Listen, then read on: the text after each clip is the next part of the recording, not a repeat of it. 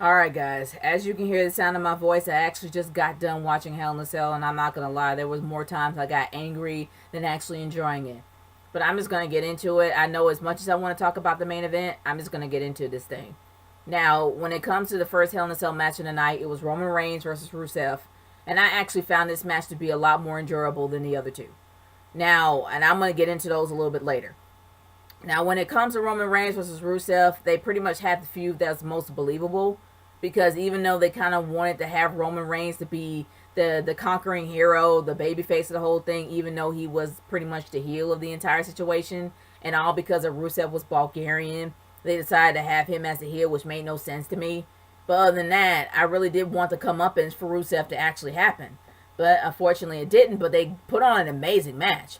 The biggest spot of the night for me was the accolade on top of the steps with the chain in Reigns' mouth, and it showed how aggressive that Rusev actually became in the match. I love the aggressive Rusev. I want the aggressive Rusev back. I want the aggressive Rusev riding a tank again. That's the Rusev that I want. But unfortunately, I got the PG docile married version of him. And good grief, I kind of want that to end. Not the whole marriage thing. I actually do like Lana. But the fact of the matter is, I just want the aggressive Rusev back. But honestly, I think it was great. I think the match was actually pretty good and very brutal, unexpectedly brutal. And I enjoyed every bit of it. I really did. I really think that match was great, and it was a great way to start off. We had a whole bunch of filler matches from Bayley to Dana, which was actually more sad than anything else. Because honestly, Dana Brooke has gotten the short end of the stick since she came on the main roster. She hasn't really grown since then unless she's paired up with somebody, and now she's no longer paired up with Charlotte, and now the Emma's Emmalina, it's just her. But she doesn't have a lot of confidence in herself, and you can tell in her performance. And the fact that Bayley beat her, it's heartbreaking. She's an amazing talker. Don't get me wrong. She's an amazing talker, but the only problem is that they keep selling her short. And now they don't really know much to do with Bayley because of Bayley's, well, gimmick. And now they got Dana, and they don't know what to do with her either. I don't know. That match was sad. More sad than enjoyable.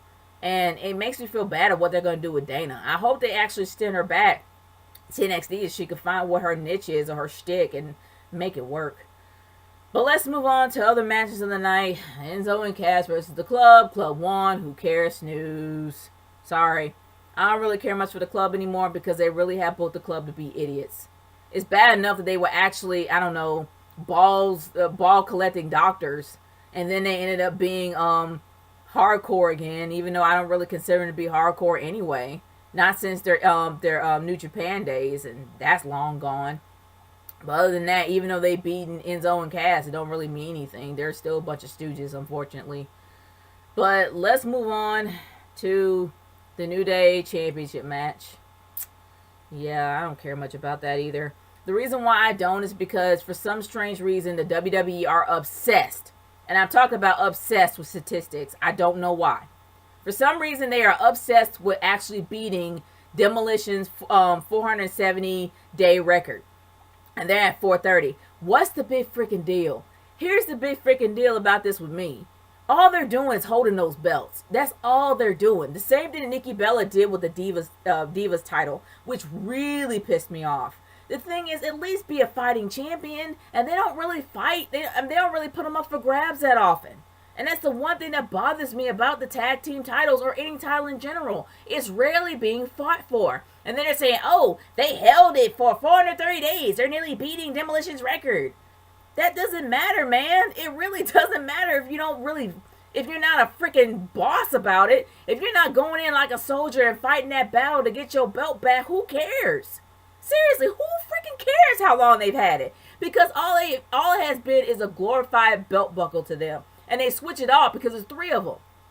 But I will say this. It's nice to see Xavier Woods actually performing for once. He's performing a lot more than usual, and I really do appreciate that because he's an amazing performer. And I'm happy to see that. But I did not like the finish, seeing how Kofi interfered to keep the titles. That was a big cop-out. It just was. And you actually did see Xavier Woods tap. Now, people are like, well, it's just going to extend the feud. Why should it be extended, man? How come you just can't have the villains hold the belt until like maybe 2 or 3 pay-per-views down, and then have the heroes fight back to get their titles back. Why don't you do it that way? Not only does it bring a lot more worth to the belt, it actually gives the heroes a reason to go get what they think is theirs back. Seriously, make the heroes look decent. That's the whole purpose of a villain. The villain is what makes the heroes motivated to win and do good. It's because they see someone that's ultimately bad that has to be conquered. That what makes a good villain. That's what makes a good heel. The heels make the faces look good. Mostly because if they take something that's theirs and they're dominant about it, they'll give the faces something to fight back for. Maybe give something to, you know what I mean. Other than that, call me old school, but that's starting to diminish, and that really does piss me off. And the finish, I hated it. I really did. But let's move on to Brian Kendrick versus TJ Perkins, whose entrance I never, ever, ever get old.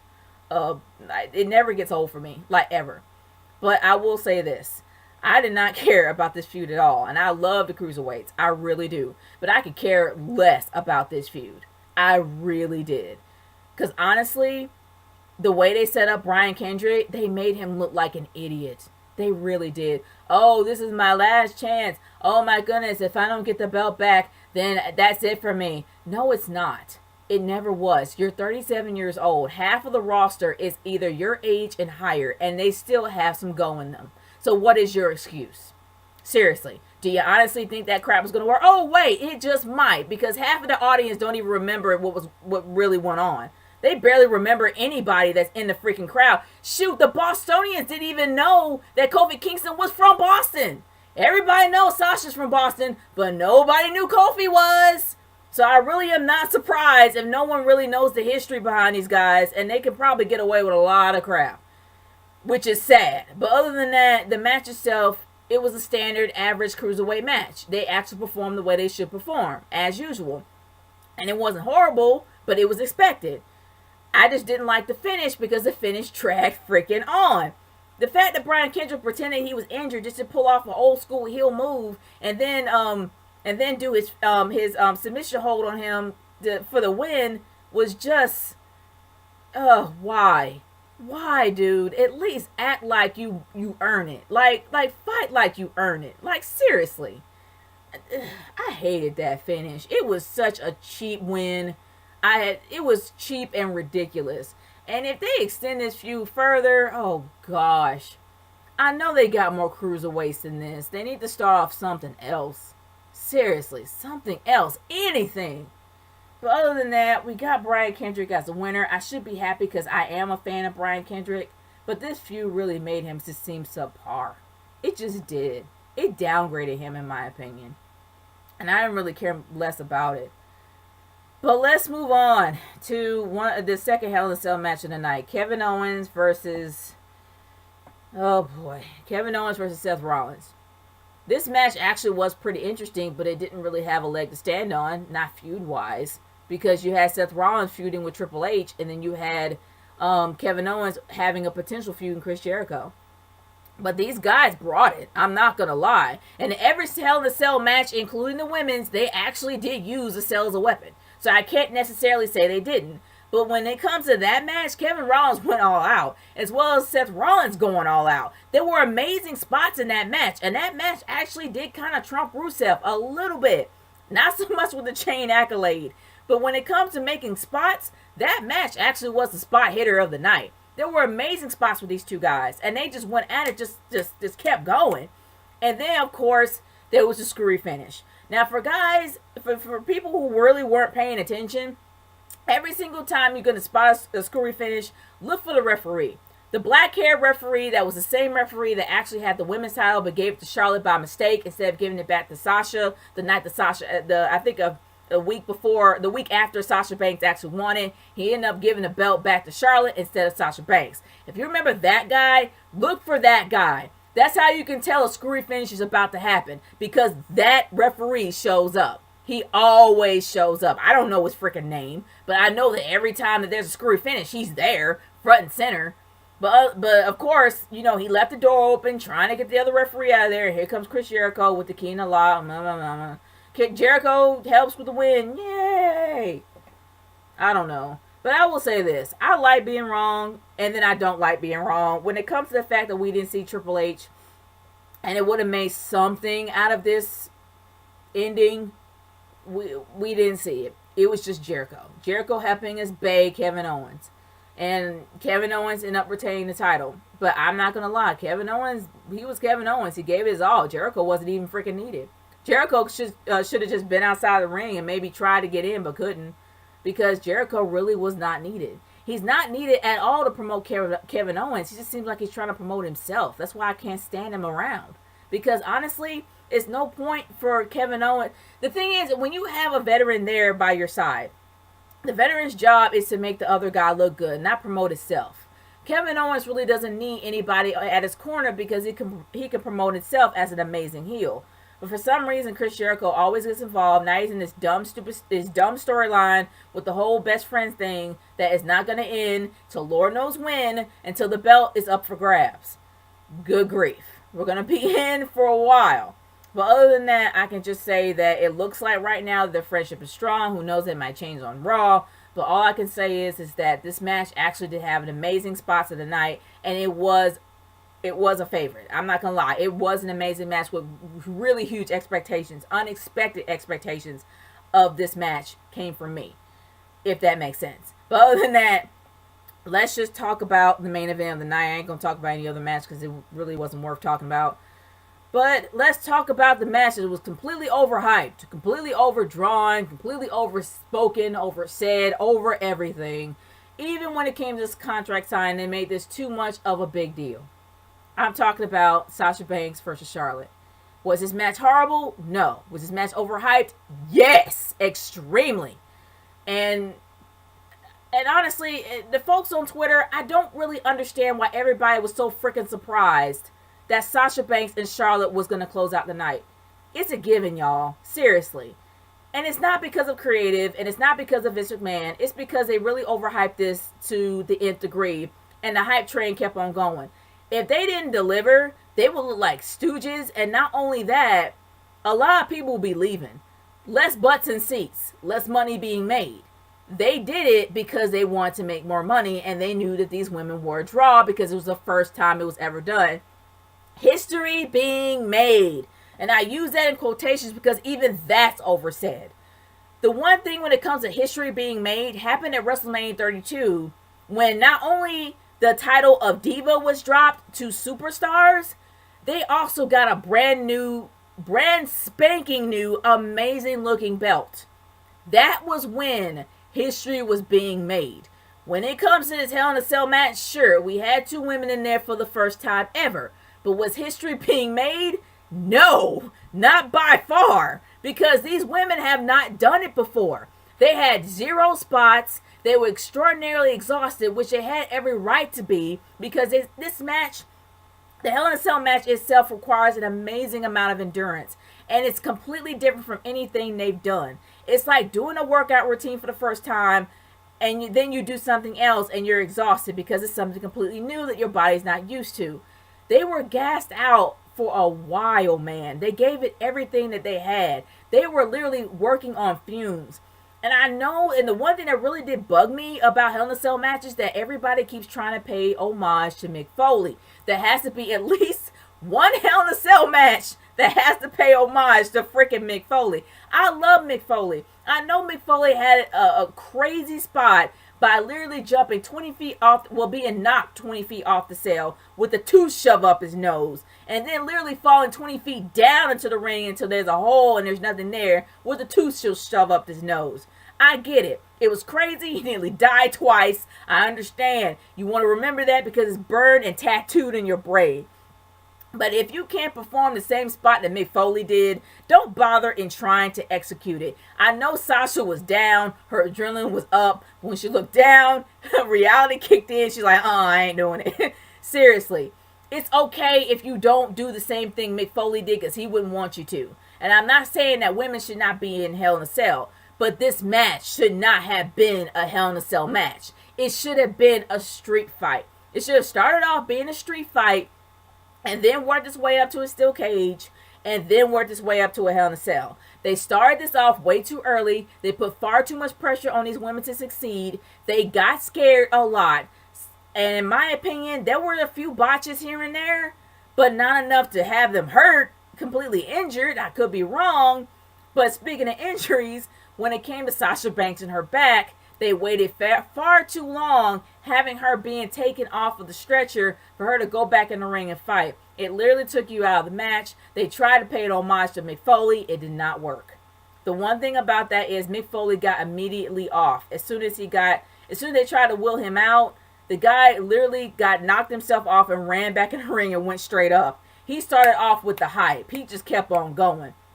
But when it came to Sasha, I know she was playing her injury off well. I don't know if she was really injured or not. If she was, oh my gosh, I hope she's all right.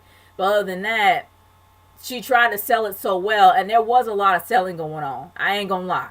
These women were professionals. They really were. And I love their entrances, and it made it feel like a big deal. The fact that Charlotte came in there like a queen, being carried in by a bunch of men, and then you had Sasha Banks come up in there with a black Escalade like a freaking chief. Not a boss, a chief. And honestly, and I love that. I love that entrance. She came out there like a straight up chief. But other than that, the match itself was subpar. And it's because it was their first time. And that it shouldn't have happened. Seriously, it really should have. It should have not have happened at all. But honestly, the one thing I can respect about Charlotte is when she knows that something ain't going to work, she's going to just move on with it. She tried to literally powerbomb Sasha into a table. The table didn't break because Sasha was way too light. She's like, screw it. Just get her off, and I'm just going to pin her and be done. And that's what they did. And the one thing that really pissed me off was the finish. Because number one, Sasha Banks was in her hometown. And number two, there was way too much hot potato going on with the women's title. Just like I said with the tag team titles, it's not so much that the man makes the title important. It's the title that makes the man, or the woman in this case, important.